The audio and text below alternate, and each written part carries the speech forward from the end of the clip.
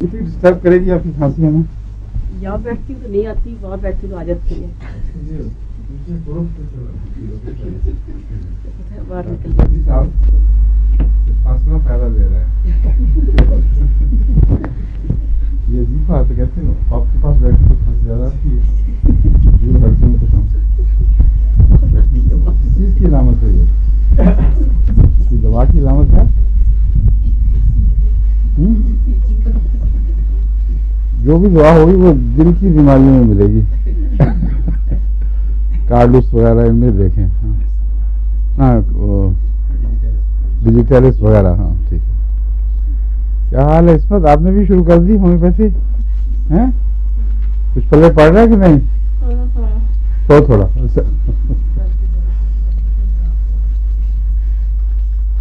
کل تو جج بنی ہوئی تھی ماشاء اللہ کانٹیسٹ میں. کیسا رہا؟ اچھا رہا تجربہ؟ ہاں.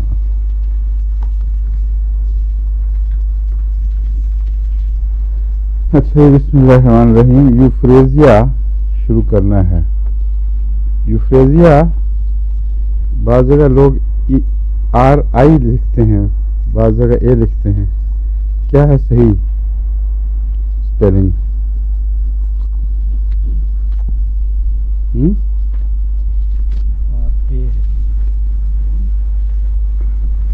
پڑھتے تو یوفریزیا ہی سب. لکھنے میں مجھے یاد پڑتا نہیں, کسی کتاب میں RI کے ساتھ دیکھا تھا, یا وہ غلط لکھا گیا تھا یا وہی صحیح ہے اور ہم غلط لکھتے ہیں. چیک کریں.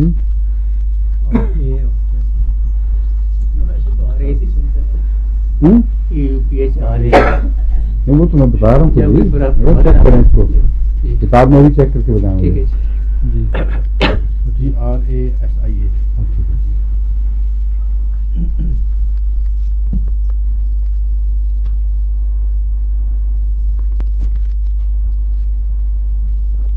اچھا جی. یوفریزیا. یوفریزیا ایک لمبے اثر والی دوا نہیں ہے, بلکہ وقتی چھوٹے اثر کی دوا ہے, اور کرونک دواؤں میں اس کو شمار نہیں کیا جاتا. نزلے کی وہ کیفیات جو وقتی طور پر جوش ماریں اور گزر جائیں, ان میں یوفریزیا مفید ہوتی ہے, بشرطے کہ اس کا زور آنکھوں پر ٹوٹے. ہر وہ نزلہ جو آغاز ہی سے آنکھوں پر حملہ کرتا ہے اور اس کا پانی آنکھوں میں جلن اور سرخی پیدا کر دیتا ہے, اس نزلے میں یوفریزیا مفید ہے. اور دن بھر جب تک آنکھ سے پانی بہتا رہتا ہے اس وقت تک آنکھ سرخ رہتی ہے اور کھانسی نہیں ہوتی, اور گلے کے اندر نیچے کی طرف کوئی جلن یا خارش محسوس نہیں ہوتی. لیکن جب مریض رات کو لیٹتا ہے تو لیٹنے کے کچھ عرصے کے بعد وہ پانی باہر نکلنے کی بجائے اندر گرتا رہتا ہے, اور اس کی وجہ سے ٹریکیا وغیرہ سارے چھل جاتے ہیں, وہ سانس کی نالی زخمی ہو جاتی ہے اور پھر کھانسی شروع ہو جاتی ہے. آغاز میں اس طرح محض رات کو رہتی ہے, لیکن کچھ عرصے کے بعد وہ اس کی جلن اور چھلتی ہے جگہ, اس سے ایسے زخم سے بن جاتے ہیں کہ پھر وہ مستقل کھانسی بن جاتی ہے. رات کو ایگریویشن زیادہ, مگر دن کو بھی یوفریزیا کی جو پہنچی ہوئی کے اثر سے پیدا ہوئی کھانسی جاری رہتی ہے. اور سر درد اس میں بھی ہے, نزلے کے ساتھ سر درد کا حملہ.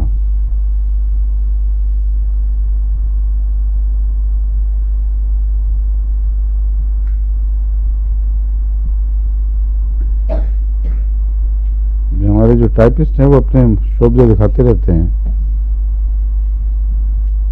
Cutting pain in the eyes extending into the head, pressure in the eyes as if caused by hand, by band تھا نا, اس کو by hand بنا دیا. sensation of dust in the eyes, یہ بھی اس میں ہے علامت کہ چھوٹی ہلکی سی باریک ریت یا خاک پڑ گئی ہو جیسے آنکھوں میں.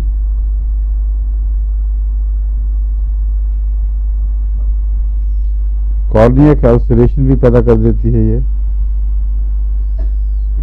اور پسچولر چھوٹی چھوٹی جو پھنسیوں کی قسم کی تکلیفیں ہیں وہ بھی پیدا ہو جاتی ہیں اس سے۔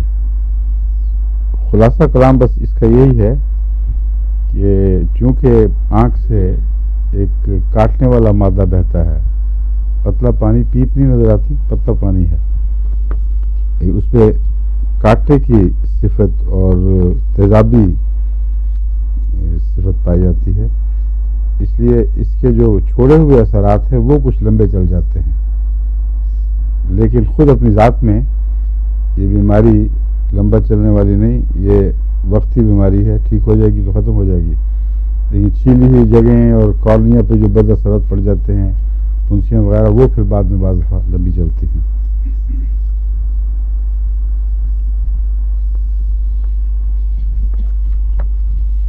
ویژن بلر ہو جاتا ہے اس میں، اور بعض دفعہ یہ اعصاب میں فالج بھی پیدا کر دیتی ہے، یہ بیماری جو یوفریزیا کے قابو آتی ہے۔ پیرالسس آف دی تھرڈ نرو اس کا خاص نشان ہے، اس کا حملہ زیادہ تر تیسری نرو پر ہوتا ہے، جس کا نقشہ ڈاکٹر صاحب اپنے چہرے پر نکال کے دکھائیں گے آپ کو ابھی۔ آپ نظر آ رہے ہیں مجھے؟ ڈاکٹر صاحب کا چہرہ وہاں دکھائی دے رہا ہے؟ کلیئر کریں ڈاکٹر صاحب، منہ اس کریں۔ اب دیکھیں یہ ہو گیا، اور آگے آ جائے یہاں، ہاں یہاں اس کے سامنے بیٹھے، نہیں اس کو دیکھیں گے آپ، وہاں سے پکڑیں اس کو، اس کیمرے، یہ کیمرہ کام کر رہا ہے نا؟ ہاں تو اس کو وہاں پکڑے ٹیلی ویژن اسکرین کے اوپر۔ وہ بہت وائٹ شاٹ پر ہے، وائٹ نظر آ رہا ہے، سب لوگ نظر آ رہے ہیں۔ اچھا، اوہو، ادھر سے دیکھ لیتے ہیں۔ نہیں وہاں پھر عورتوں کی طرف ان کو بھی مشکل بن جائے گی نا، جو خواتین بے تکلف بیٹھی ہوئی ہیں دیکھ رہی ہیں، ان کے لیے مشکل پڑ جائے گی، میں اسی لیے اسکرین پر دکھانا چاہتا ہوں ڈاکٹر صاحب کو، تو اس کو اینگل ٹھیک کر دو، آ کے آ جاؤ، تو کوئی مشکل نہیں، فکس ہوئے گی نا اینگل، ہاں اینڈ ڈاکٹر صاحب کے اوپر ڈال دو اس کو، اسکرین ان کے چہرے سے بھر جائے، ہاں ٹھیک ہے، یہ نہ ہو کہ اتنی زیادہ توجہ دیں کہ تھرڈ نرو پھڑکنے لگے، بازو ہو جاتا ہے میرے سو کے، چلو جی ہو گیا، اب سب ٹھیک ہے، چلیں۔ تھرڈ نرو ہے وہ نکال کے دے دیا، اوپر کی طرف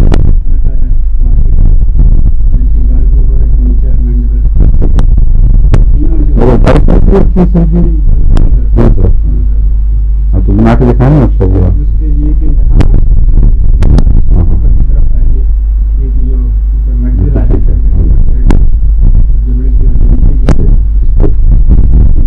یہ ہے تھرڈ نرو، اور اس پہ فالج ہو جاتا ہے بعض دفعہ یوفریزیا سے،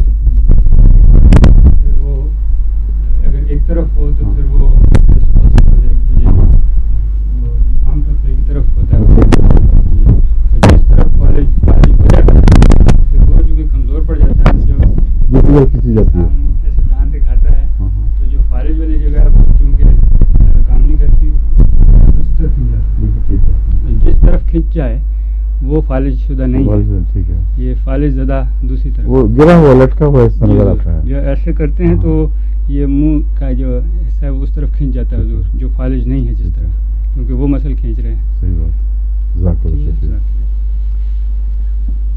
یہ اس لیے آپ کو تشریح کر کے بتائی گئی ہے بات کہ عام طور پر جو چہرے کا فالج ہے اس پہ زیادہ دماغ میں کاسٹکم آتا ہے، اور اسپائجیریا بھی ہوتا ہے، کاسٹکم بھی ہے، بعض دوسری دوائیں بھی کام کرتی ہیں، لیکن وہ جو فالج ہے وہ عموماً نزلاتی حملوں کی وجہ سے نہیں بلکہ اور وجوہات اس کی ہوتی ہیں، بعض دفعہ نزلاتی حملے بھی ہوتے ہیں، لیکن یوفریزیا کا جو اثر ہے وہ عام طور پر یاد نہیں رہتا، اور اکثر فیشل پیرالسس میں کاسٹیکم کی طرف زیادہ دھیان جاتا ہے۔ یوفریزیا اپنی ذات میں فالج پیدا کرنے والی دوا نہیں ہے، اس لیے اس کا شاذ استعمال ہوتا ہے۔ بعض دفعہ میں نے دیکھا ہم کاسٹیکم کی علامتیں سمجھ کر دیتے ہیں مگر کوئی فائدہ نہیں ہوتا۔ سلفر رسٹاکس بھی میں دیا کرتا ہوں آلٹرنیٹلی، اس سے فائدہ ہوا کرتا ہے، وہ بھی بعض دفعہ نہیں ہوتا، اور بعض دفعہ پھر فکس ہو کر مستقل طور پر منجمد ہو جاتا ہے، اس پر کافی محنت کرنی پڑتی ہے۔ کئی ایسی خواتین ہیں جن کو میں نے دیا خدا کے فضل سے 25 سال کا جڑا ہوا سخت پتھر بنا ہوا تھا وہ فالج، لیکن اس کو بہت فرق پڑ گیا، لیکن وقت لگتا ہے۔ یوفریزیا کے متعلق مجھے خیال آیا ہے کہ اگر آنکھوں میں سوزش والا نزلہ ہو اور پھر فالج ہو تو اسے ضرور استعمال کر کے دیکھنا چاہیے۔ مجھے کبھی ذاتی تجربہ اس کا نہیں ہوا، اور ہو سکتا ہے اس کی وجہ سے کئی مریض بیچارے فائدے سے محروم رہ گئے ہوں۔ تو آپ اس کو یاد رکھنا کہ یوفریزیا کا فالج جو چہرے کا ایک طرف کا ہوگا، بعض وقت دو طرف کا بھی ہو سکتا ہے، وہ آنکھوں میں سے بہنے والے تیزابی نزلے کے ساتھ تعلق رکھتا ہے، سمجھیں؟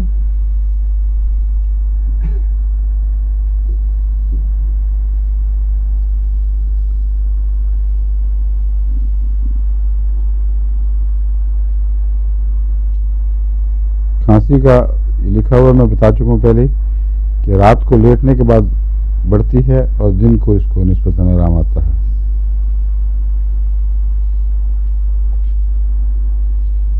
جرمن میزلز میں اس کو یاد رکھنا چاہیے۔ پسٹیلا ہم عام طور پر خسرے کے لیے، میزلز کے لیے دیتے ہیں، لیکن جرمن میزلز میں خاص نشانی آنکھوں کے اوپر میزل کا حملہ اور غیر معمولی سرخی، اور چونکہ وہ بہت ہی خطرناک چیز ہے خاص طور پر حاملہ عورتوں کے لیے، کیونکہ اگر وہ شروع میں 3 مہینے میں ہو تو اس وقت جو عذاب بن رہے ہوتے ہیں ان کو معاف کر دیتا ہے جرمن میزل، اور بالکل وہ ڈیولپمنٹ ہی نہیں ہوتی، یا بالکل اندھے بچے پیدا ہوں گے جب آنکھ بن رہی ہو، کان بن رہے ہوں تو بے کان کے بچے پیدا ہوں گے، دل بھی بعض دفعہ اسی طرح معاف ہو جاتا ہے۔ تو جرمن میزلز کے دنوں میں عورتوں کو، پریگننٹ عورتوں کو بہت احتیاط کرنی چاہیے، بالکل سرکولیشن میں نہ آئیں، گھروں میں دروازے بند کر کے بیٹھ رہے ہیں، کیونکہ یہ بہت خطرناک بیماری ہے۔ بہت سے بچے تو مر ہی جاتے ہیں، مگر جو نہ مریں وہ پھر زندگی بھر کا روگ بن جاتے ہیں۔ اس لیے جرمن میزلز کے علاج میں عام طور پر ہومیوپیتھ پسٹیلا بتاتے ہیں، جس کا تعلق رحم سے بھی ہے اور آنکھوں سے بھی، نزلے سے بھی، لیکن یہ جو یوفریزیا ہے اس کا بہت گہرا اس سے تعلق ہے، اور یوفریزیا کو بھولنا نہیں چاہیے۔ جہاں ایسا نزلہ ہو آغاز میں، چاہے وہ جرمن میزلز ہو یا ویسے نزلہ ہو، یوفریزیا بہت مفید ثابت ہوگا۔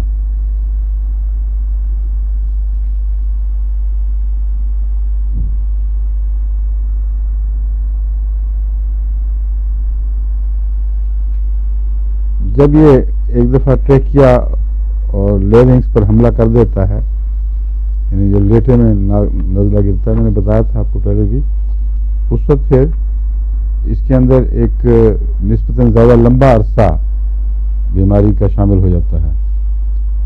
وہ براہ راست یوفریزیا کی اپنی ذاتی نشانی نہیں ہے، بلکہ تبھی بات ہے اگر کسی چیز سے بھی نالیوں، اندرونی نالیوں کو کھرچیں اور زخم پہنچائیں تو ان میں پھر کچھ عرصہ ٹھہر جانے والا نزلہ، حلوت کی بلغم، کھوں کھوں، یہ کیفیت پیدا ہو جاتی ہیں جو یوفریزیا کے حملے کے بعد بھی ہوتی ہیں۔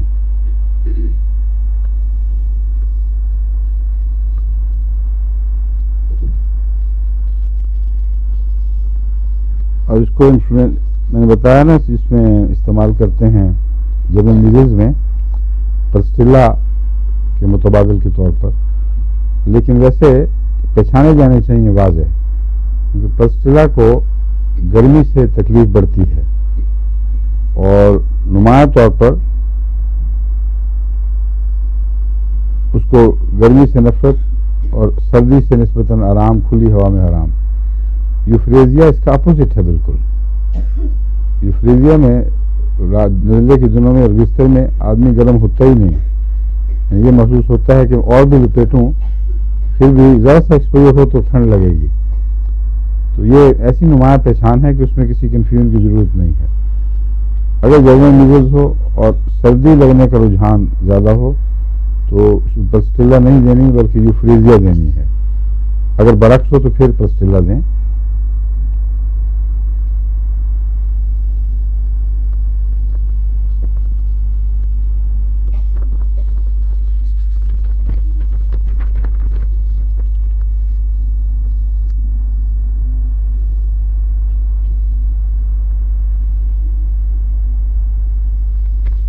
فوٹوفوبیا بھی اس کی علامتوں میں ایک علامت ہے جو آنکھ کے اندر چونکہ سوزش پیدا کر دیتی ہے یہ دوا، اس لیے روشنی سے آنکھ بہت تکلیف محسوس کرتی ہے. ابھی تک آپ کو فیرم فاس اور فیرم میٹ بھی نہیں پڑھائی گئی، نہیں پڑھائی صاحب؟ ہاں نسخوں میں کثرت سے استعمال ہوئی ہے، اس لیے میرے ذہن پہ تھا کہ پڑھا دی ہیں. فیرم فاس یعنی آئرن اور فاسفورس کا کمپاؤنڈ، یعنی لوہے اور فاسفورس کے ملنے سے جو کمپاؤنڈ بنتا ہے اس کو فیرم فاس کہتے ہیں.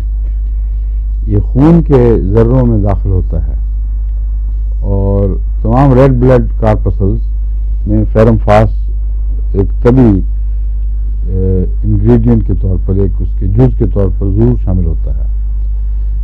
اس لیے جس کو کہتے ہیں نا آئرن کی کمی، مراد یہی ہے کہ فیرم فاس کی کمی ہے.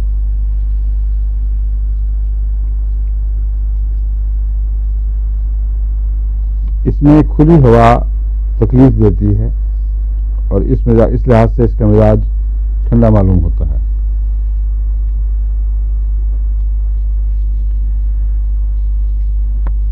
فیرم میٹیلیکم بھی انیمیا میں استعمال ہوتا ہے، لیکن فیرم فاس کو زیادہ اہمیت حاصل ہے کیونکہ زیادہ کثرت سے یہ استعمال کیا گیا ہے. کیونکہ ہمارے جو بدن کے 12 نمک ہیں ان میں فیرم میٹیلیکم نہیں ہے، کیونکہ فیرم میٹیلیکم نمک ہے ہی نہیں. نمکیات ان کمپاؤنڈز کو کہتے ہیں، مرکبات کو، جو ایک میٹل کے دوسری چیز کے ساتھ یا ایک ایلیمنٹ کے دوسری چیز کے ساتھ کیمیکل رد عمل کے نتیجے میں مرکب بنتا ہے. اس لیے فیرم میٹیلیکم بھی انیمیا میں دیا جاتا ہے، مگر زیادہ جو شہرت ہے وہ فیرم فاس کی ہے.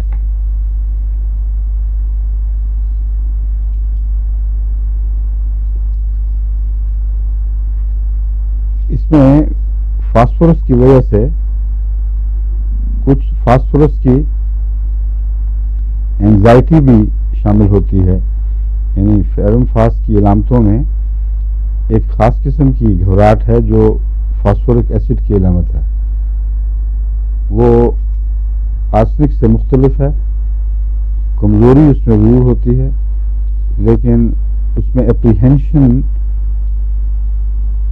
غیر معلوم، غیر محسوس اپریہینشن پائی جاتی ہے. ایسڈ فاس میں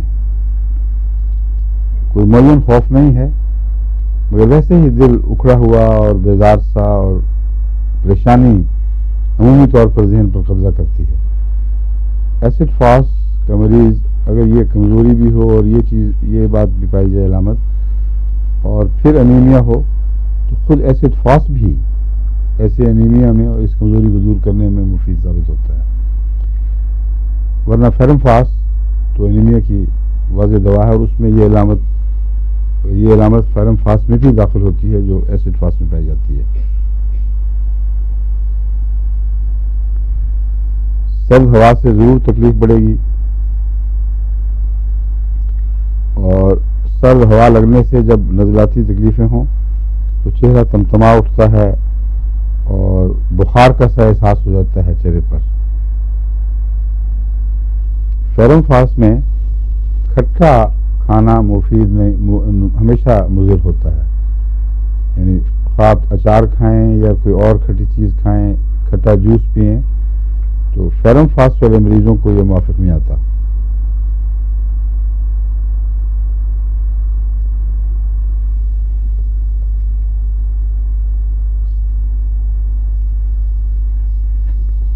فاسفورس میں خون کو پتلا کرنا اور خون بہنے کا رجحان پایا جاتا ہے.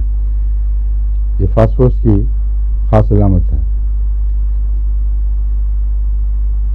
خون غلط شعر میں کہہ رہی ہوں، خون پتلا کرنا ضروری نہیں ہے. اس لیے میں نے بتایا ہے کہ فاسفورس ہومیوپیتھک میں خون کو گاڑھا کرتا ہے، غلط نہ سمجھ جائیں. فاسفورس زہر میں خون کو پتلا کرنے کا رجحان پایا جاتا ہے. اس لیے فاسفورس اور فاسفورس کے کمپاؤنڈ، خواہ وہ ایسڈ فاس ہو یا فیرم فاس ہو، یہ تینوں چیزیں ان مریضوں میں استعمال ہوتی ہیں جہاں خون پتلا ہو اور جلد بہے، اور اس میں مستقل دل وہ خون کے مریض جن کو ہیموفیلیا ہوتا ہے اور معمولی سے ادھر پر بھی خون بہنے لگتا ہے اور رکتا نہیں، ان میں بھی یہ تینوں دوائیں مفید ہیں، ایسڈ فاس، فاسفورس اور فیرم فاس. بس فاسفورس کا اپنا اثر خون کو پتلا کرنا ہے، ہومیوپیتھک میں خون کو گاڑھا کرتا ہے. اسی لیے میں نے ایک دفعہ پہلے بھی آپ کو احتیاط بتائی تھی، فاسفورس اگر آنکھیں بند کر کے لمبا عرصہ تک دیا جائے تو بعض دفعہ خون کو اتنا گاڑھا کر دیتا ہے کہ وہ مضر ہے، اور اس سے بعض دفعہ ہارٹ اٹیک کا بھی خطرہ پیدا ہو جاتا ہے. اس لیے فاسفورس کا آنکھیں بند کر کے استعمال کرنا لمبے عرصے تک مناسب نہیں. جس کو بھی آپ ایسڈ فاس، فیرم فاس یا فاسفورس پہ رکھیں، کبھی کبھی 2-3 مہینے میں ایک دفعہ اس کے خون کا ٹیسٹ کروا لیا کریں. یہ بات مجھے عموماً جرمنی کے جو مریض ہیں ان کے تجربوں سے معلوم ہوئی ہے، کیونکہ وہاں جب وہ ٹیسٹ کرواتے ہیں ریگولر تو کہتے ہیں خون اس کا گاڑھا ہو گیا ہے بہت. اور ایسے مریض جن کو میں ایسڈ فاس، فاسفورس والا دیتا رہا ہوں، ان کی اکثر رپورٹوں میں آتا ہے کہ ڈاکٹر کہتے ہیں تمہارا خون گاڑھا ہو گیا ہے. اس حد تک گاڑھا رکھنا چاہیے جس حد تک وہ جریان خون کے رجحان کو روکنے کے لیے ضروری ہے. پھر ہاتھ روک دینا چاہیے، پھر اگر پتلا ہونے کا رجحان پیدا ہو پھر دوبارہ شروع کرنا چاہیے.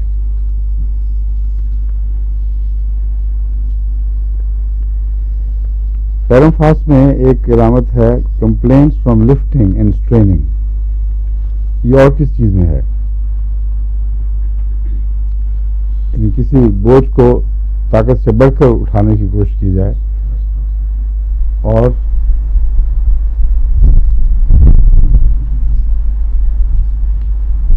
ایک ایسی دوا ہے جس سے پتہ چلتا ہے کہ ان دونوں میں وہ قدر مشترک ہے. وہ چیز وہ ہے میلیفولیم.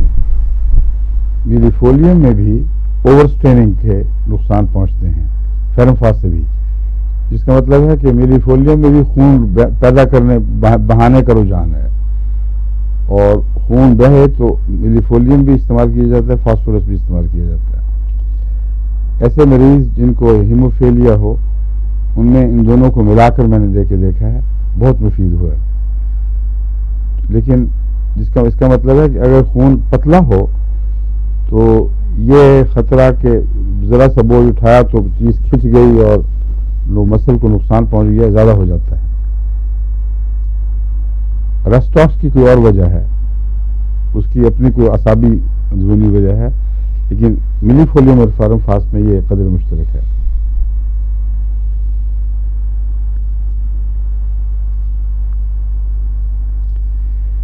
اور جہاں بھی انیمیا پایا جاتا ہے وہاں غصے کا دورہ بھی، اور چھوٹی سی بات پہ اختیار اٹھ جانا اور بے ساختہ انسان غصے کا اظہار کرے بلکہ وائلنس تک بھی اتر آتا ہے، یہ انیمیا کی اپنی ایک ذاتی پہچان ہے. اس میں ہو جاتا ہے، بے اختیاری ہو جاتی ہے، انسان کو قابو نہیں رہتا اپنے جذبات پر.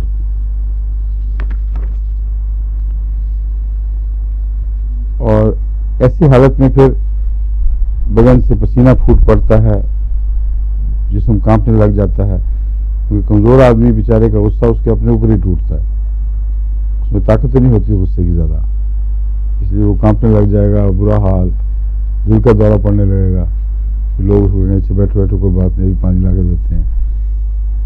یہ جو کمزور مریض ہے اس کو بہت غصے سے پرہیز کرنا چاہیے، اپنے اوپر ہی ٹوٹے گا بیچارے پہ۔ فرم فاس میں ہیلیریس بھی ہو جاتا ہے مریض، ایکسائٹمنٹ جلدی ہو جاتی ہے، یہ بھی انیمیا کی خاص علامتیں ہیں۔ ایکسائٹمنٹ کمزوری کے باوجود، اور کبھی چیئرفل اور کبھی جیسے ہذیان بکرا ہو، یہ فیرم فاس کی علامت ہے جو فاسفورس اور فیرم کے ملنے سے پیدا ہوتی ہے۔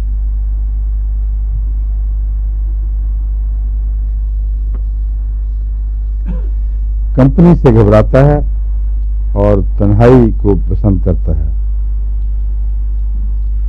شور سے گھبراتا ہے،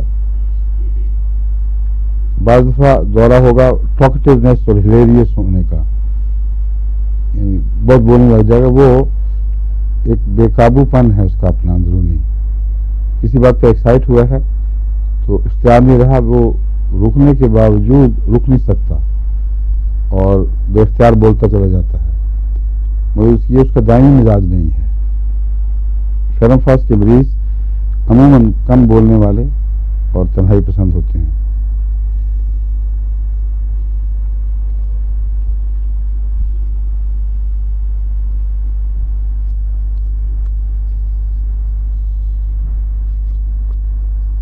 اس کے سر درد میں ٹھنڈی ہوا فائدہ پہنچاتی ہے،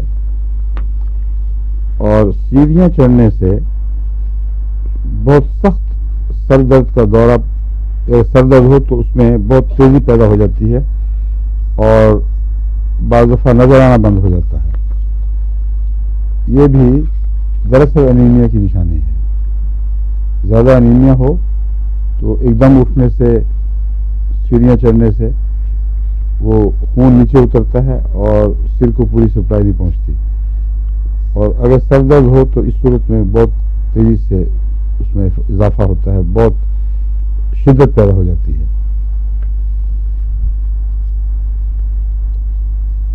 اس میں سر درد ہر جگہ پائی جاتی ہے، آنکھوں کے اوپر بھی، کنپٹیوں پر بھی، گدی میں بھی، سائڈ آف ہیڈ، پورے چہرے کے ایک طرف، سر کے ایک طرف، اور عام طور پر فرم فاس کے مریض اپنے سر درد کا جو نقشہ کھینچتے ہیں وہ کہتے ہیں سر پھاڑنے والی درد ہے، پھٹنے والا سر، یہ احساس عموماً مختلف قسم کے سر دردوں میں پایا جاتا ہے۔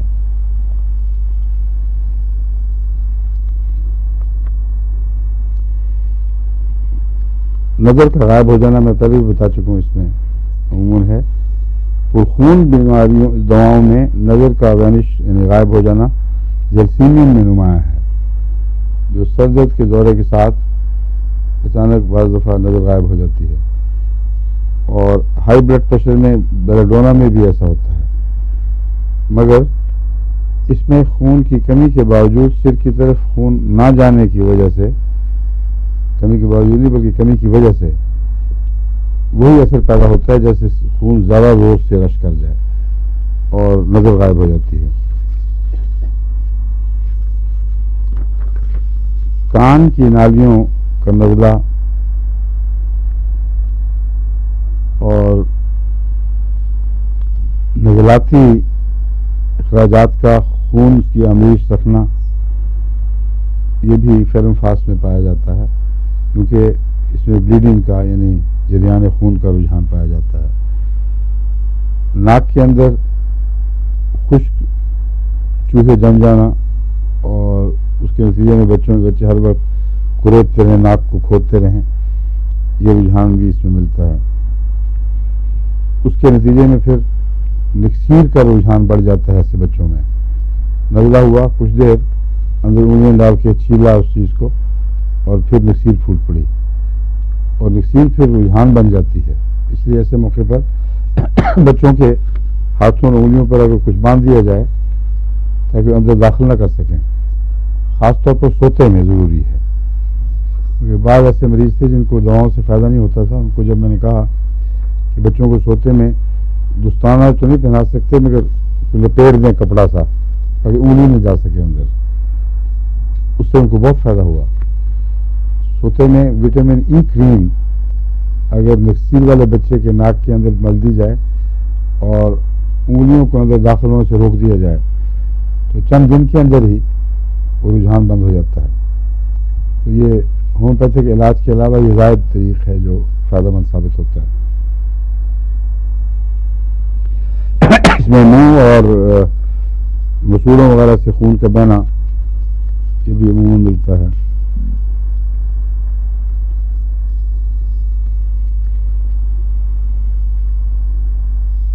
گلے کی تکلیفیں،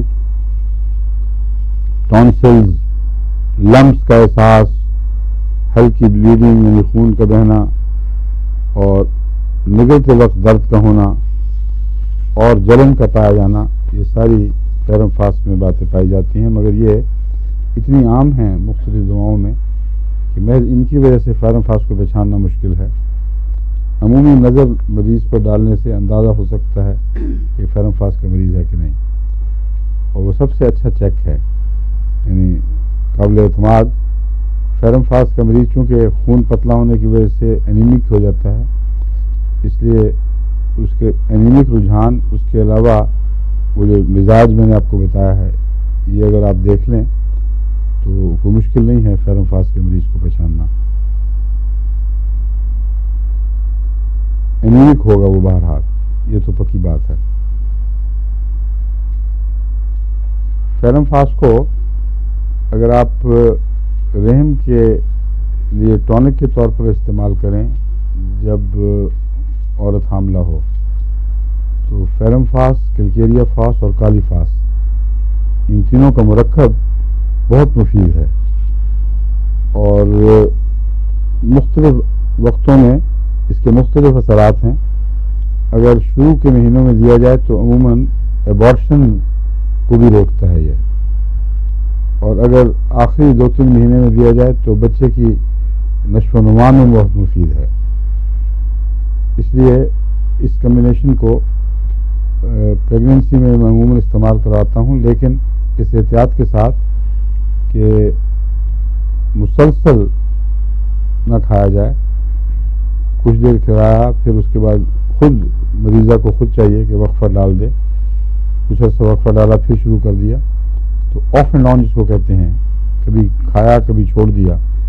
اس طریقے سے کبھی کوئی نقصان علم میں نہیں آیا بلکہ ہمیشہ فائدہ ہی ہوتا ہے. بھوک اس میں کبھی کم بھی ہو جاتی ہے اور کبھی بے حد زیادہ، اتنی کہ کسی طرح پوری ہونے میں نہ آئے، مٹ ہی نہ سکے.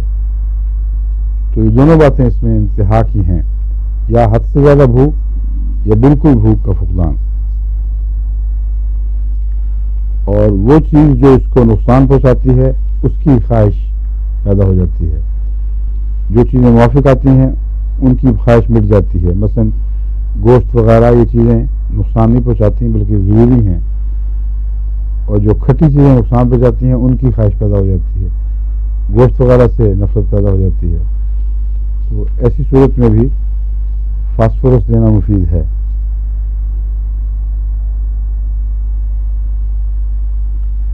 کھانے کے بعد نوزیا یعنی متلی، اور خصوصاً اگر حمل کے زمانے میں ہو تو اس میں بھی فیرم فاسٹ مفید بتایا گیا ہے.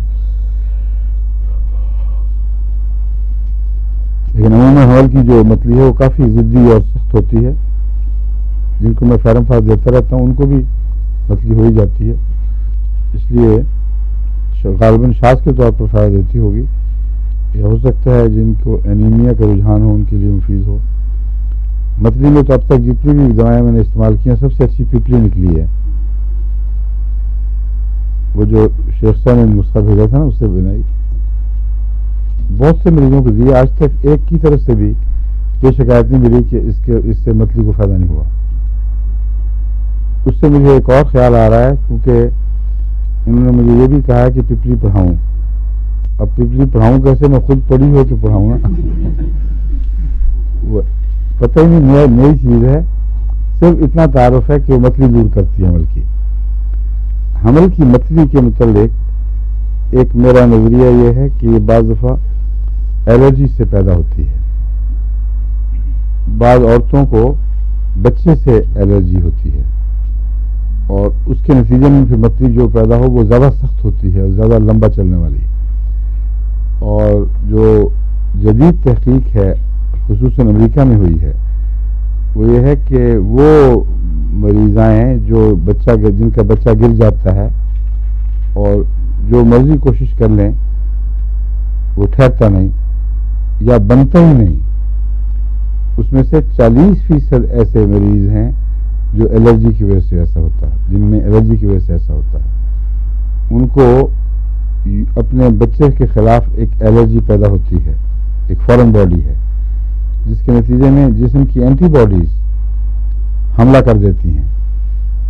اور جو زیادہ مزید تحقیق ہوئی اور زیادہ باریک اترے ہیں اس میں، تو یہ حقیقت معلوم ہوئی کہ ہر بچے پر عورت کو یہ الرجی ضرور ہوتی ہے، ہر عورت کو. یہ ایک طبی بات ہے. اور جسم کا جو دفاعی نظام ہے وہ لازماً حرکت میں آ کر یوٹرس کے اوپر بمبارڈمنٹ شروع کر دیتا ہے. اور یوٹرس کے گرد جو 3 جھلیاں بنی ہوئی ہیں بچے کے گرد، ان کا ایک بڑا مقصد یہ ہے کہ ان کے اندر دفاع پیدا ہو اور وہ بیرونی حملے کو روک دیں جو جسم کے اندر سے پیدا ہوا ہے. تو وہ بچے کی حفاظت کرنے کے لیے خدا تعالیٰ نے ڈیزائن کی ہوئی ہیں. ان جھلیوں میں ایسی دفاعی طاقت ہے کہ ان کی اینٹی باڈیز اپنے جسم کی اینٹی باڈیز کا خود مقابلہ کرتی ہیں. جہاں یہ اندرونی اینٹی باڈیز کمزور ہوں، جہاں جھلیوں میں یہ طاقت نہ ہو، وہاں الرجی غالب آ جاتی ہے. اس کے نتیجے میں یا تو بچہ بنے گا ہی نہیں، شروع میں ہی گر جائے گا، پیدا ہوتے ہی وہ اس حملے کے نتیجے میں ختم ہو جائے گا، یا کچھ عرصے کے بعد اس کی ڈیولپمنٹ رک جائے گی. بعض مولز بن جاتے ہیں، صرف ان میں نقوش نہیں بنتے.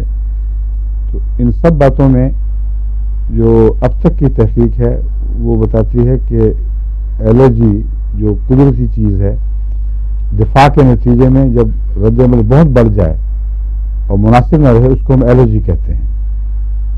تو الرجیز کے نتیجے میں بچے کے گرنے کا علاج اب انہوں نے ایسے کلینک بنا لیے ہیں جن میں اس نقطۂ نظر سے وہ الرجی کی توڑ کرتے ہیں. بہت مہنگا علاج ہے کیونکہ بہت باریک ٹیسٹ لینے پڑتے ہیں ان کو، ہر مریضہ کے لیے الگ الگ چیزیں دیکھنی پڑتی ہیں. تو وہ کہتے ہیں کہ یہ بہت ہی فائدہ مند علاج نکلا ہے. اگر سے بہت مہنگا اور ابھی عام نہیں ہے مگر ہے فائدہ مند. اور جو پرسنٹیج مجھے یاد تو نہیں مگر کافی تھی، جو ایسی عورتیں جن کے متعلق بظاہر ہر کوشش ناکام ہو چکی تھی، وہ ان کے اینٹی الرجی کے علاج سے کامیاب ہو گئی. اس میں اینٹی الرجک دوائیں جو منہ سے دی جاتی ہیں، کھائی جاتی ہیں، وہ فائدہ نہیں دیتی، کیونکہ ان کے نتیجے میں جو اندرونی توازن ہے اس پر اثر کوئی نہیں پڑتا. بیرونی الرجیز یا کچھ اور معروف الرجیز ہیں ان میں تو وہ مفید ہو جاتی ہیں، مگر رحم کے اندر بچے کی پیدائش کے ساتھ جو الرجی کا تعلق ہے اس میں بالعموم یہ چیزیں فائدہ نہیں دیتی. اس لیے ان کو اور طریقے اختیار کرنے پڑتے ہیں.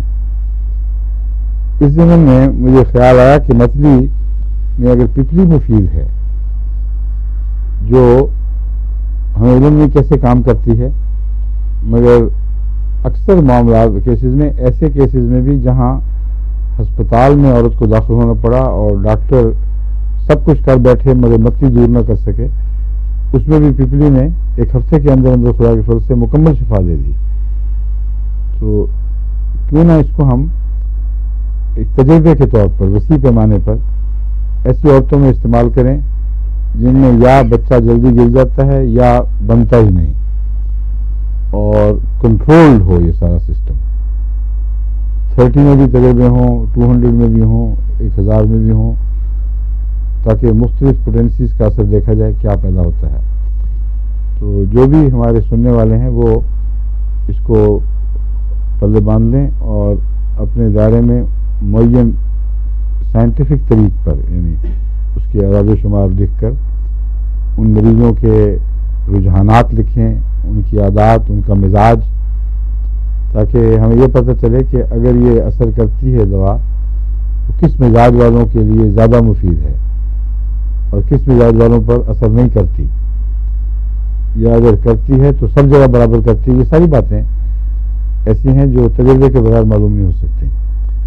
تو ایک دفعہ یہ تجربہ اکٹھا ہو گیا، اس کے اعداد و شمار، پھر پپلی پڑھائی جا سکتی ہے. ابھی تو اتنے ہی کافی سمجھیں. پپلی کے عنوان کے نیچے یہ حصہ جو ہے یہ لکھ دیں، بس یہ کافی ہو جائے گا. ٹھیک ہے، وقت ہے نا ابھی؟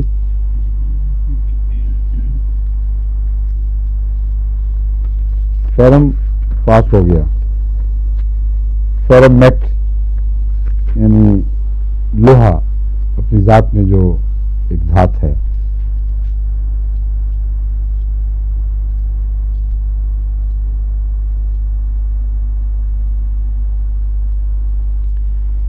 کہتے ہیں جہاں جہاں بھی ہم نے تجربہ کیا ہے، ہومیوپیتھ سے کہتے ہیں کہ کسی کو آئرن زیادہ دیا جائے تو اس کے نتیجے میں مریض کا رنگ کچھ پیلا سا بھی ہو جاتا ہے اور بعض دفعہ سبزی مائل بھی ہو جاتا ہے، اور ایسا جیسے اس کے اوپر موم لگی ہو، ایسی چکناہٹ دیکھنے میں محسوس ہوتی ہے جیسے موم رگڑی گئی ہو.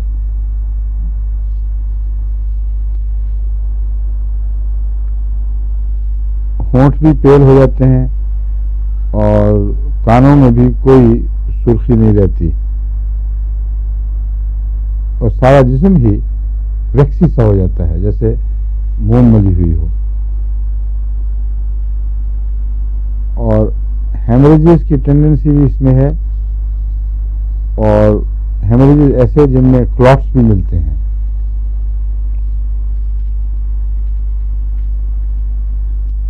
لیکن عام طور پر اس کا ہیمریج جو ہے وہ پتلا خون، مگر اس کے باوجود سیاہی مائل.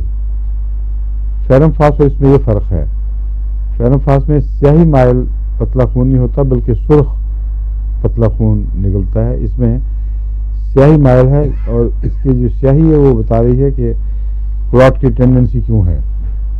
وہ جتنے بھی ایسے زہر ہیں جو کلاٹ پیدا کرتے ہیں وہ اکثر خون، اخراج خون ان میں ان کے نتیجے میں کالا ہی ہوتا ہے اکثر. تو سیاہی کے ساتھ کلاٹنگ کا تعلق زیادہ ہے.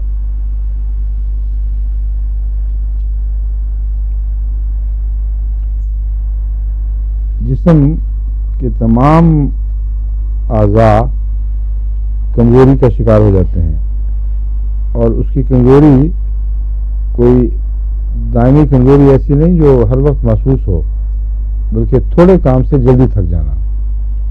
یہ خاص علامت ہے فیرم میٹالکم کی. ایسڈ فاس میں تو ایک کمزوری ہے نا جو ہر وقت جسم گرا ہوا اور نڈھال اور جان ہی نہیں کسی چیز کی. اور بھی دواؤں میں ایسی کمزوری ہے، مگر اس میں جو کمزوری ہے وہ تھوڑے سے کام سے ایک دم انرجی ختم. جیسے پرانا سیل تھوڑی دیر ایک دم شعلہ سا دکھاتا ہے، اس کے بعد ایک دم بیٹھ جاتا ہے. تو اس کو یاد رکھیں، فیرم میٹالکم کو پرانے سیل کے ساتھ ملا کر.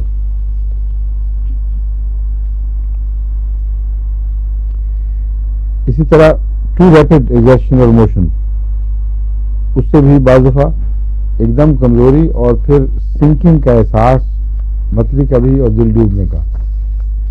اس کا مطلب وہی بات ہے کہ چارج تھوڑا رہ گیا ہے جسم کے اندر. بیٹھے بیٹھے تو محسوس ہوتا ہے کہ میں ٹھیک ہوں، لیکن جب حرکت ہو چارج استعمال ہو جاتا ہے. الیکٹریکل چارجز جو ہیں وہ فوراً ایگزاسٹ ہو جاتے ہیں، اور نتیجتاً بہت تیزی کے ساتھ کمزوری کا حملہ ہوتا ہے.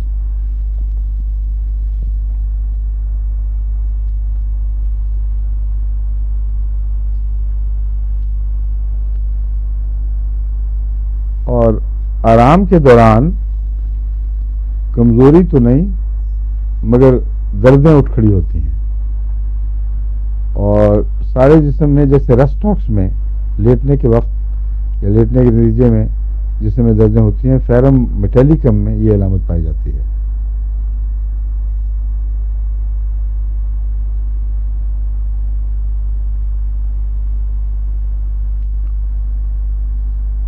اور رسٹاکس میں جب چلتے پھرتے ہیں تو آرام آ جاتا ہے، اس میں چلنے پھرنے سے آرام نہیں آتا بلکہ کمزوری بڑھ جاتی ہے، اور اگر آہستہ چلیں تو کمزوری ہوتی ہے، درد کا احساس کم ہو جاتا ہے، اگر تیز چلیں یا جلدی سے کریں کوئی حرکت تو درد بھی بڑھتا ہے اور کمزوری بھی بڑھتی ہے۔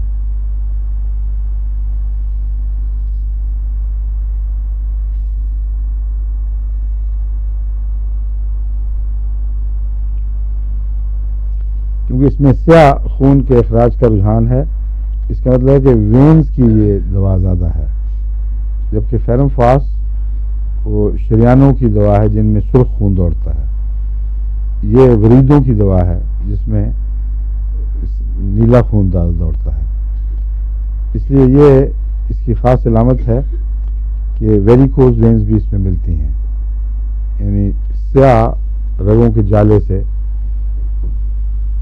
مگر اس میں کوئی بہت نمایاں نہیں ہے، اور بہت سی دوائیں ہیں ویریکوز وینز کی، مگر اس میں بھی وہ ویریکوز وینز کی بیماری پائی جاتی ہے۔ فرق صرف یہ ہے اس کا باقی ویریکوز وینز والی دواؤں سے کہ ویریکوز وینز میں بلیڈنگ کا رجحان یعنی خون نکلنے کا کم ہوتا ہے، پھول کر وہیں جمع ہوتی رہتی ہیں چیزیں، اور بعض دواؤں میں ہے کہ وہ وہاں سے خون بہنے لگ جاتا ہے۔ فیرم میٹیلیکم میں ہے یہ، فیرم میٹیلیکم کی ویریکوز وینز خواہ بہت زیادہ بکھری ہوئی نہ بھی ہوں، ان سے بہت جلد سیاہ خون کے اخراج کا رجحان ان میں پایا جاتا ہے، تو اس لحاظ سے فیرم میٹیلیکم کو بھی یاد رکھنا چاہیے۔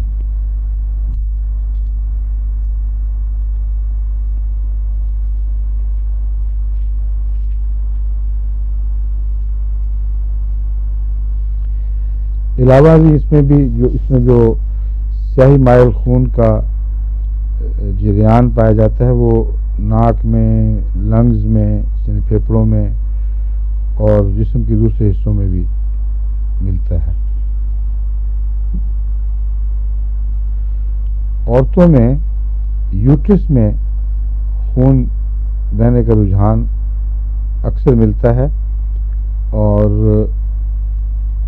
یہ رجحان ضروری نہیں کہ بچے سے تعلق رکھتا ہو، بچہ نہ بھی ہو تو جسم سے رحم سے سیاہی مائل خون کا رجحان بہنے کا رجحان، اور خاص طور پر جب عورتیں اس عمر میں پہنچتی ہیں جب کہ حیض بند ہو رہا ہو، اس وقت اگر فیرم میٹیلیکم کا کیس ہوگا تو پتلا اور سیاہ خون، گاڑھا اور سیاہ نہیں، اس میں یہ بات پائی جاتی ہے، پتلا ہونا اس میں شامل ہے، سیاہی مائل پتلا خون جس میں شاذ کے طور پر کلاٹ بھی ملتے ہیں، یہ فیرم میٹیلیکم کی علامت ہے۔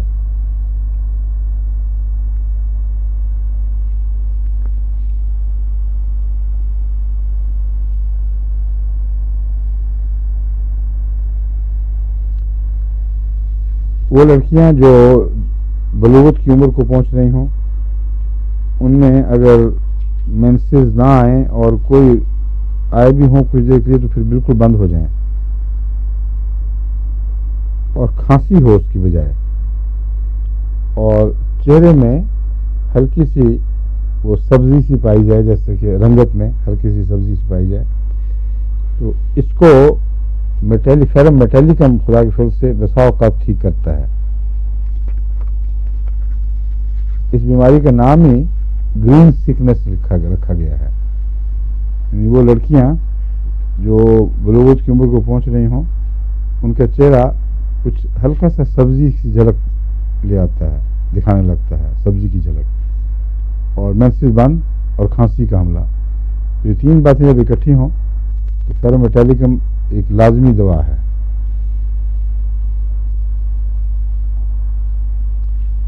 باقی چائنا سے اس کی مشابہت انہی معنوں میں ہے کہ جو بھی دوا خون بدل سے ڈالے اس کے سرخ ذرات کو کم کرے اس کی چائنا سے مشابہت ضرور ہوگی. چہرے کا تمتما جانا بغیر کسی خون کے اور پیٹ کی ہوائیں وغیرہ یہ سب چائنا والی علامتیں اس میں پائی جاتی ہیں.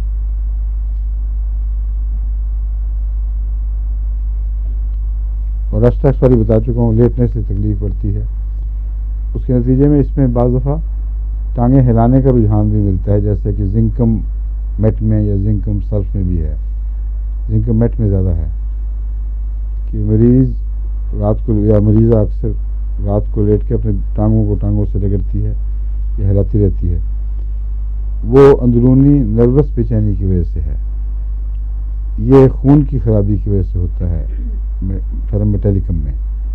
اور اس میں بھی بعض دفعہ لمبس کو ہلانا, خاص طور پر ٹانگوں کو ہلانا, ایک دوسرے پر رگڑنا, یہ فیرم میٹیلکم کا ایک نشان ہے.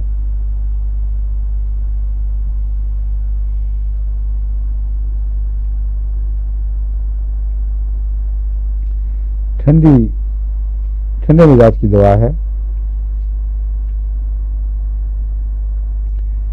اور فاسفورس میں یہ اقتضاد پایا جاتا ہے. میں نے آپ کو بتایا تھا کہ اکثر وہ گرمی اور سردی دونوں جسم پر متضاد اثر دکھاتی ہیں.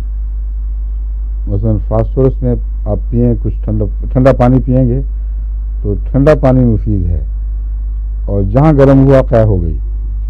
اور بعض جگہ ٹھنڈ نقصان پہنچاتی ہے اور منہ کے اندر بھی یہی بات علامت ملتی ہے.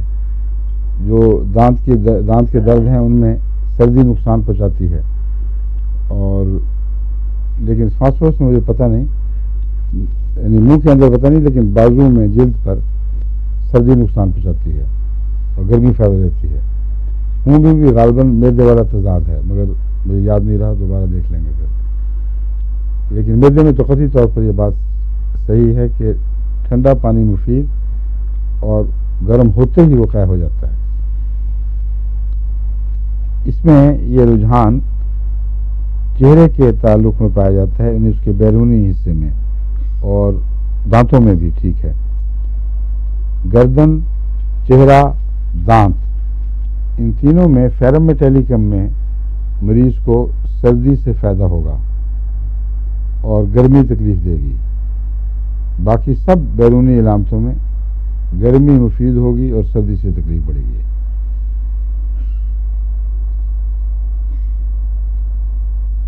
ٹھیک ہے. اگر بعض مریض دانتوں کو میں نے دیکھیں وہ کہتے ہیں منہ میں ٹھنڈا پانی رکھیں تو آرام رہتا ہے, تو یہ فیرم میٹیلکم کا کیس, اس سے یاد رکھیں گے آپ. اور سارے جسم میں سردی سے تکلیف پڑتی ہے.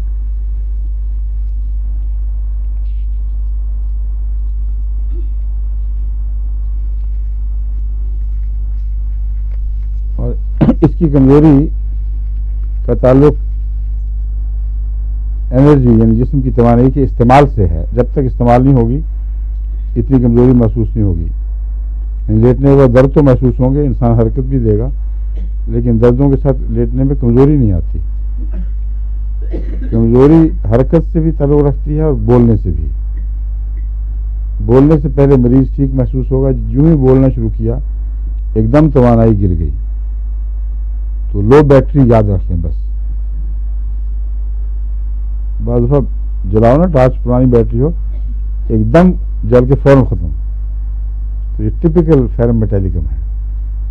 اور بیٹری کی نوک پر, پازیٹیو جگہ پر اگر زبان کی نوک لگائیں تو بالکل میٹیلکم احساس بھی ہوتا ہے. میٹل کی جو تیزی ہے نا وہ محسوس ہوتی ہے زبان پہ. تو اب آپ کو اچھی طرح باندھ لینا چاہیے اس کو.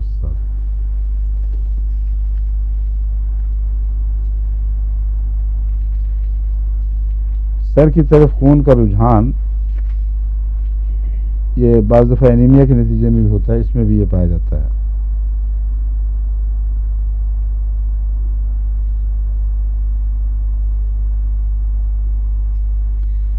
آنکھوں کی طرف بھی خون کا دوران ہو جاتا ہے، مگر اس سب کے باوجود انیمیا کی کمزوری اپنی جگہ قائم رہتی ہے۔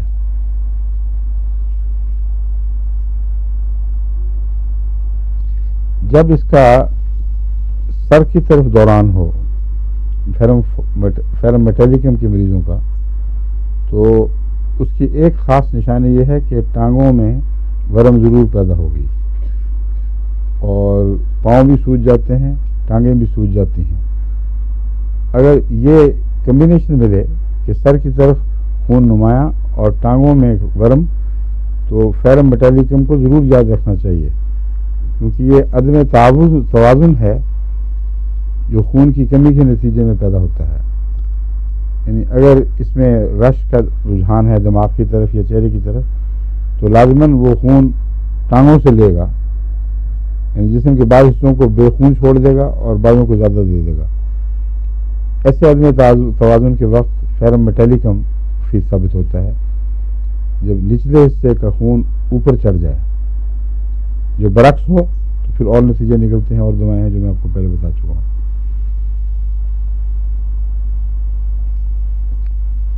سردی کے دوران پیاس، میں نے آپ کو ایک اور دوائی میں بتائی تھی، وہ کون سی تھی؟ سردی کے دوران شدید پیاس، کل پرسوں کی بات ہے، کیا کون سی؟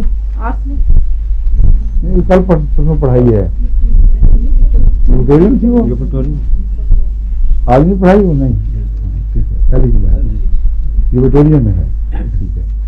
جو ملیریا کے تعلق میں نے بتایا تھا، اس کو یوبیٹوریم میں بتایا تھا کہ سردی کے وقت بہت سخت پیاس، اور جب یہ پیاس ٹوٹتی ہے اس وقت جب گرمی آنی شروع ہو، اور اس وقت متلی میں بدل جاتی ہے، پھر شدید قے، ٹھیک ہے، یوبیٹوریم ہی تھا۔ میں یوبیٹوریم کے وقت میرے دماغ میں یوفریزیا آ رہا تھا جو آج پڑھایا ہے، اس لیے میں کنفیوژن ہو گیا تھا۔ میں غور سے سنا تو آپ یوبیٹوریم کہہ رہے تھے، وہ ٹھیک بات ہے۔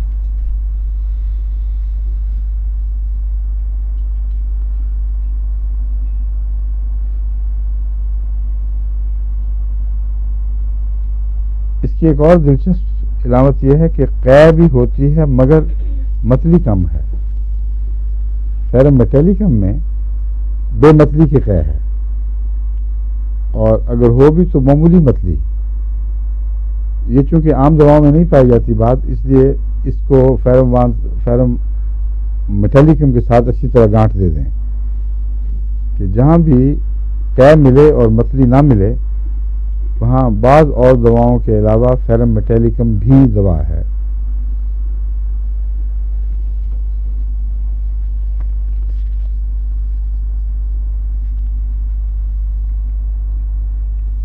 سفر میں اگر یہ ہو کہ متلی پہلے نہ پکڑے، اچانک قے بنے، تو اس میں نے دیکھا ہے کاکولس مفید ہے، اور اس سے ملتی جلتی علامت ہے۔ بعض بچے تو نوٹس دیتے ہی نہیں متلی کا کوئی، قے جب سارے کپڑوں کو بھر دے ارد گرد لوگوں کو، اس وقت پتہ چلتا ہے کہ اس کو کچھ ہوا ہے۔ اور اچھی طرح آپ ان کو وارن کریں نا بچوں کے کہ دیکھو تمہیں بتانا ضرور ہے، یہاں بالکل فکر نہ کرو، بتاتے بعد میں الٹی پہلے آ جاتی ہے، تو ایک دم جوش دکھاتی ہے جو الٹی، یہ فیرم میٹیلیکم میں بھی پائی جاتی ہے، اور سفر میں تو میرا تجربہ ہے کاکولس اس میں بہت مفید ہے۔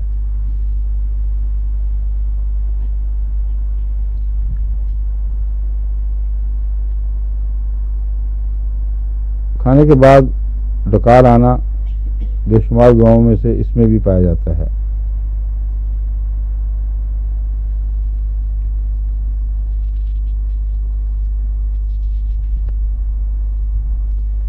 ہر قسم کی کھٹی چیزیں نقصان پہنچاتی ہیں، اور جن چیزوں کی عادت ہو ان کا مزہ اٹھ جاتا ہے۔ یعنی بیئر کے عادی یہاں لوگ کثرت سے ملتے ہیں، جرمنی میں تو بہت ہی زیادہ بیئر کا جنون ہے۔ جو عادی ہوں، جن کو بیئر کا ایک لطف آتا ہے، اگر ان کا مزہ اٹھ جائے اور پئیں لیکن وہ کک معلوم نہ ہو، تو اس میں فیرم میٹیلیکم مفید ہے۔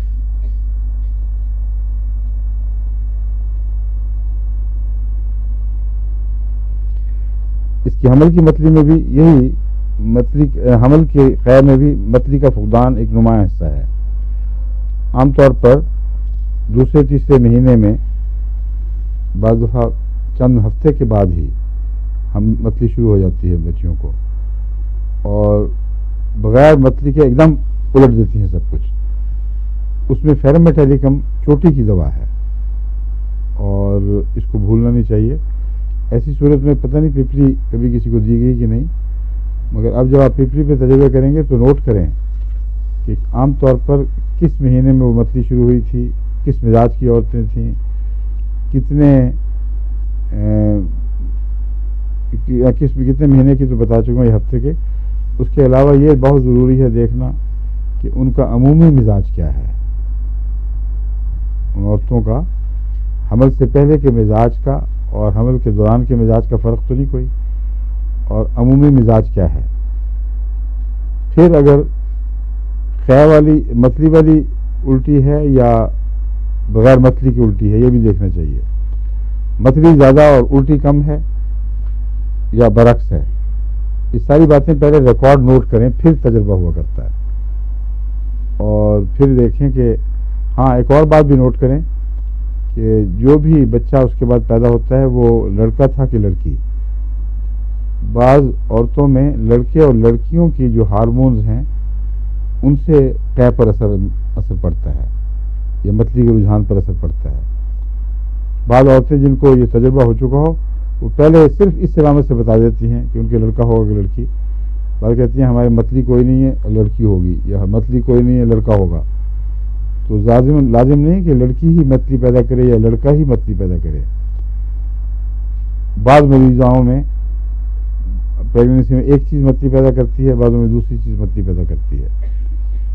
وہ متلی کہیں الرجی سے تو نہیں تعلق رکھتی، یہ بھی ایک سوال اٹھتا ہے. اس لیے پپلی میں خاص طور پر یہ دیکھنا ہوگا. مثلا بعضوں کو کہتے ہیں ان کو لڑکوں کا اٹھرا ہے، بعض کہتے ہیں اس کو لڑکی کا اٹھرا ہے. تو وہ جو اٹھرا ہے وہ غالباً الرجی ہے، کہ بعضوں کو لڑکوں کے حمل میں ہونے کے نتیجے میں جو اندر سے ان کے مادے نکلتے ہیں ان سے زیادہ الرجی ہوتی ہے، بعضوں کو لڑکی کے مادوں سے الرجی ہوتی ہے. تو یہ ساری باتیں بڑی باریک نظر سے نوٹ کر لینی چاہیے. پھر جب آپ دواؤں پہ تجربے کریں گی یا کریں گے تو انشاءاللہ باقیوں سب کے لیے بہت مفید ثابت ہوں گے. وقت ہو گیا؟ اچھا آخری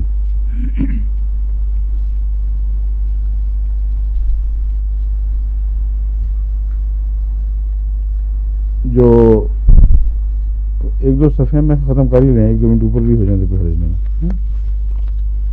ریلیکس ہو جاتے ہیں اعضاء، خاص طور پر بلیڈر، اور اس کے نتیجے میں بغیر ارادے کے پیشاب کا اخراج یا اس کا سلسل بول جسے کہتے ہیں بہتے چلے جانا، یہ بھی اس دوا کی علامتوں میں شامل ہے.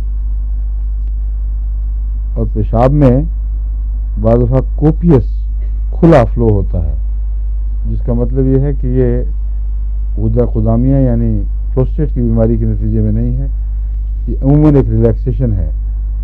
اور اس کے علاوہ ایکٹیویٹ بھی ہو گئی ہیں کڈنیز، ان میں زیادہ زود حصی پیدا ہو گئی ہے. ایک اس میں خاص علامت یہ بھی ہے کہ بعض دفعہ پیشاب کم ہو جاتا ہے، پیشاب نہیں مینسز کم ہو جاتے ہیں اور لیکوریا بڑھ جاتا ہے، اور یہ ایک دوسرے سے متضاد تعلق رکھتے ہیں، جس کو انورسلی پروپورشن کہتے ہیں انگریزی میں. مینسز بڑھیں گے تو لیکوریا کم ہوگا، مینسز گریں گے تو لیکوریا زیادہ ہوگا. یہ علامت فیرم میٹیلیکم کی خاص علامت ہے. جو ریلیکسیشن ہے وہ یوٹرس میں بھی پائی جاتی ہے، اس لیے یوٹرس کا گر جانا اور باہر آ جانا یہ بھی فیرم میٹیلیکم کے دائرے میں ہے. مینسز جو جلدی ہوں گے وہ زیادہ ہوں گے، جو دیر سے ہوں گے وہ نسبتاً کم ہوں گے.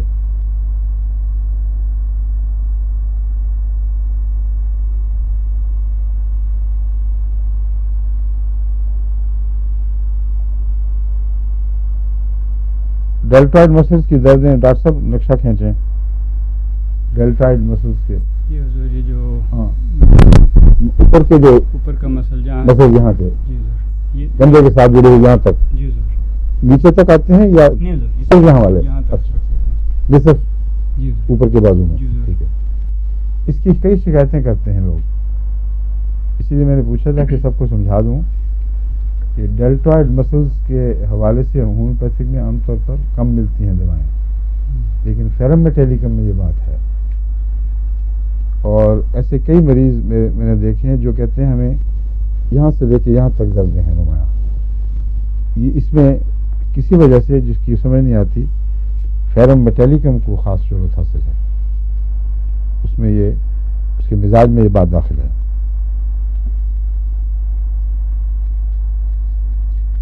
اور اس کے دردوں میں کچھ بےحس کرنے کا مادہ بھی, بےحسی کا مادہ بھی پایا جاتا ہے.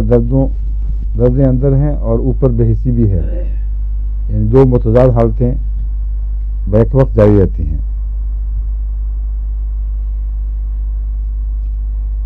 اگرچہ بعض ڈاکٹرز نے لکھا ہے کہ لیفٹ شولڈر میں اس کا رومیٹزم کا افیکٹ ہے عام طور پر زیادہ ہے, مگر بعض دوسرے ڈاکٹر کہتے ہیں کہ بالکل غلط ہے, دونوں کندھوں میں اسی طرح برابر اثر ہوتا ہے.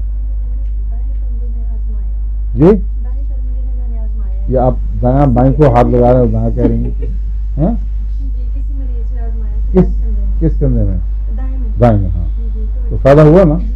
ہاں میں ہی آپ سے عرض کر رہا ہوں کہ یہ کہنا کہ بائیں تک محدود ہے غلط ہے, دونوں کندھوں میں ہوتا ہے, بعض دفعہ بیک وقت دونوں میں ہوتا ہے اور بعض دفعہ ایک میں. تو جو ڈیلٹوائڈ والا حصہ ہے اوپر کے بازو کا نصف اوپر والا, اس میں یہ مفید ہے, اس کو یاد رکھیں. اور سردی کے ساتھ بخار کے ساتھ سردی, یہ بھی ایک متضاد حالت ہے اس میں جو پائی جاتی ہے. بعض دفعہ سردی جب ہو تو بخار نہیں ہوتا, جب سردی ختم ہو تو پھر بخار چڑھ جاتا ہے, پھر سردی ختم. اس میں سردی اور بخار کی حالتیں بیک وقت اکٹھی چلتی ہیں. اور رات کے پسینے بھی اس کا ایک خاص حصہ ہیں. اور رات کے پسینے کچھ تو ایسے ہیں جو بعض دفعہ ایک دم جسم تر بتر کر دیتے ہیں اور ان میں بدبو نہیں ہوتی, ان میں اور دوائیں ہیں. ان میں ہیپسلف بھی بہت مفید ہے, غیر معمولی طاقت رکھتی ہے. لیکن ہیپسلف میں بعض دفعہ اگر بدبو ہوگی تو کھٹی ہوگی, لیکن اس کی بدبو کھٹی نہیں ہوتی بلکہ عام بدبو ہوتی ہے. اور ہیپسلف میں اگر بدبو بالکل بھی نہ ہو پسینے میں اور رات کو ایک دم سویٹس آئیں تو پھر بھی ہیپسلف اچھا کام کرتی ہے. اور بدبو ہو کھٹی کھٹی تو پھر وہ خاص دوا بن جاتی ہے.